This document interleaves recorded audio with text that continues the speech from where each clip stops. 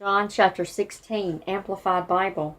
I have told you all these things so that you should not be offended, take unawares and falter, or be caused to stumble and fall away.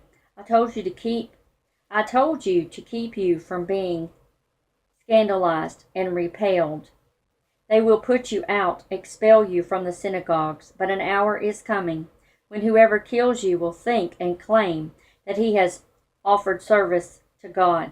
And they will do this because they have not known the Father or me. But I have told you these things now, so that when they occur, you will remember that I told you of them. I did not say these things to you from the beginning because I was with you, but now I am going to him who sent me. Yet none of you ask me, where are you going? But because I have said these things to you, sorrow has filled your hearts, taking complete possession of them.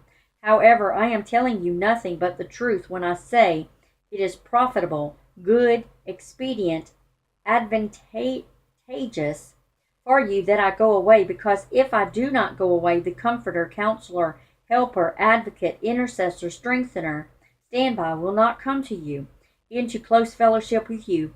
But if I go away, I will send him to you to be in close fellowship with you. And when he comes, he will convict and convince the world and bring demonstration to it about sin and about righteousness, uprightness of heart and right standing with God, and about judgment, about sin, because they do not believe in me, trust in, rely on, and adhere to me, about righteousness, uprightness of heart and right standing with God, because I go to my Father, and you will see me no longer, about judgment, because the ruler, evil genius, prince of this world, Satan, is judged and condemned, and sentence already is passed upon him. I have still many things to say to you, but you are not able to bear them, or to take them upon you, or to grasp them now.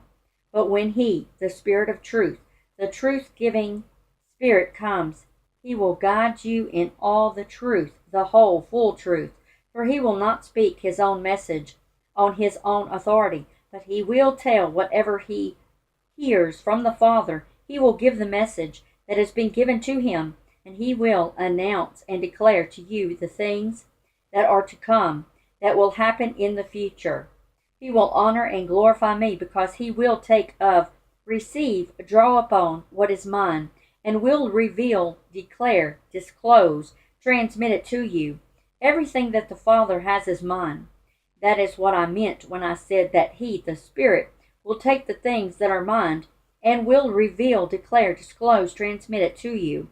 In a little while you will no longer see me, and again after a short while you will see me. So some of his disciples questioned among themselves, what does he mean when he tells us in a little while you will no longer see me, and again after a short while you will see me? And because I go to my Father. What does he mean by a little while? We do not know or understand what he is talking about. Jesus knew that they wanted to ask him, so he said to them, are you wondering and inquiring among yourselves what I meant when I said, in a little while you will no longer see me, and again after a short while you will see me? I assure you, most solemnly I tell you, that you shall weep and grieve, but the world will rejoice. You will be sorrowful, but your sorrow will be turned into joy. A woman, when she gives birth to a child, has grief, anguish, agony, because her time is come. But when she has delivered the child, she no longer remembers her pain, trouble, anguish, because she is so glad that a man, a child, a human being, has been born into the world.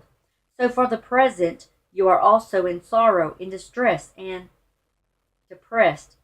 But I will see you again, and then your hearts will rejoice, and no one can take from you your joy, your gladness, delight. And when that time comes, you will ask nothing of me. You will need to ask me no questions. I assure you, most solemnly I tell you, that my Father will grant you whatever you ask in my name, as presenting all that I am. Up to this time, you have not asked a single thing in my name, as presenting all that I am. But now ask and keep on asking, and you will receive, so that your joy, gladness, delight may be full and complete. I have told you these things in parable, veiled language, allegories, dark sayings. The hour is now coming when I shall no longer speak to you in figures of speech, but I shall tell you about the Father in plain words and openly without reserve. At that time you will ask, pray in my name, and I am not saying that I will ask the Father on your behalf, for it will be unnecessary. For the Father himself tenderly loves you because you have loved me, and have believed that I came out from the Father. I came out from the Father and have come into the world. Again, I am leaving the world and going to the Father. His disciples said, Ah, now you are speaking plainly to us, and not in parables, veiled language, and figures of speech. Now we know that you are acquainted with everything and have no need to be asked questions. Because of this, we believe that you really came from God. Jesus answered them, Do you now believe? Do you believe it at last? But take notice, the hour is coming, and it has arrived when you will all be dispersed and scattered, every man to his own home, leaving me alone. Yet I am not alone, because my Father is with me. I have told you these things, so that in me you may have perfect peace and confidence. In the world you have tribulation and trials and distress and frustration.